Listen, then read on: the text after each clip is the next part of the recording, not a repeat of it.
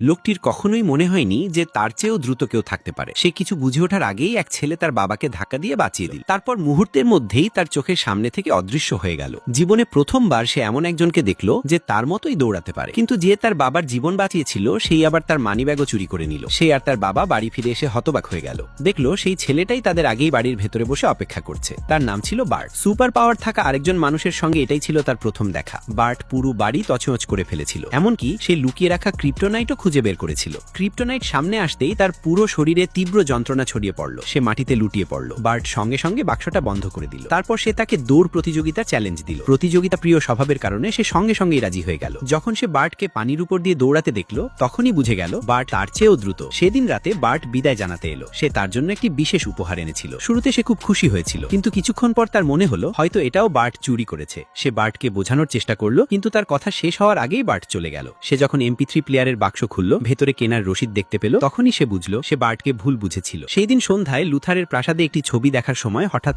লাল বজ্রের মতো একটি ঝলক দেখা দিল। পরের মুহূর্তেই অমূল্য ছবিটি উধাও হয়ে গেল। পুরো ভবনে অ্যালার্ম বেজে উঠল। লুথার নিরাপত্তা রক্ষীদের নিয়ে ভেতরে ঢুকে বলল, এখানে কি হয়েছে বলতে পারো? সে কিছু বলার আগেই সব অ্যালার্মার লাইট জ্বলে উঠল। লুথার জিজ্ঞেস করলো, আমি যখন ঢুকেছি তখন কি তুমি আর কাউকে দেখেছিলে? সে বলল, না, সে কাউকে দেখেনি। লুথার বলল, নিজেকে দোষ দিও না, সে আগেই ছবিটি বিক্রি করার সব পথ বন্ধ করে রেখেছিল, যেমনটা সে ভেবেছিল। বার্ট যখন ছবিটি বিক্রি করতে গেল, ক্রেতারাই তাকে প্রতারণা করলো। লুথার সেখানে পৌঁছে দেখলো চোরটি আসলে একটি ছেলে। সে সবাইকে বার্টকে ছেড়ে দিতে বলল, কিন্তু আসলে সে আগেই পুলিশকে খবর দিয়ে রেখেছিল। টাকা দেওয়ার কোনো ইচ্ছাই তার ছিল না। কথা শুনে দুজন লোক রেগে গিয়ে লুথারের উপর হামলা করলো। তাদের একজন বার্টকে বলল, দেখি তুমি গুলির চেয়েও দ্রুত কিনা। ঠিক তখনই সে সেখানে পৌঁছে বার্টকে বাঁচালো। সে বার্টকে বলল, এখনো কি তোমার মনে হয় তোমার কাজের জন্য কারোর ক্ষতি হয়? সে যখন লুথারের আঘাতগুলোর দিকে তাকিয়েছিল, ঠিক তখনই বার্ট পেছন থেকে তার উপর হামলা করলো। সে তার বাড়ি থেকে ক্রিপ্টোনাইট চুরি করে এনেছিল। সে বলল, তুমি জানো এটা আমাকে মেরে ফেলতে পারে, কিন্তু তুমি খুনি নও বার্ট, তুমি এমন মানুষ নও। সে নিজের চোখে দেখেছে বার্ট তার বাবার জীবন বাঁচিয়েছিল। সে বার্টের ভেতরের ভালো মানুষটাকেই দেখেছিল। সে বার্টকে বলল, পালিয়ে বেড়ানো বন্ধ করো, নইলে শেষ পর্যন্ত তুমি একেবারে একা হয়ে যাবে। সে এটা জানতো, কারণ ভেতর থেকে তারা দুজনেই একই রকম। শেষ পর্যন্ত বার্ট ক্রিপ্টোনাইটটা ফিরিয়ে রাখলো, তবে ছবিটা নিজের সঙ্গেই নিয়ে গেল। পরের দিন সে আবার লুথারের প্রাসাদে ফিরে গেল। দেখলো সেই অমূল্য ছবিটি আবার আগের জায়গাতেই নিরাপদে রাখা আছে। এটা দেখে সে স্বস্তির নিঃশ্বাস ফেলল। বার্ট শেষ পর্যন্ত সঠিক সিদ্ধান্তই নিয়েছিল। সে আবার ফার্মে ফিরে গেল। সেখানে বার্ট শেষবারের মতো বিদায় জানাতে এলো। বার্ট বলল, তার কাছ থেকে সে অনেক কিছু শিখেছে,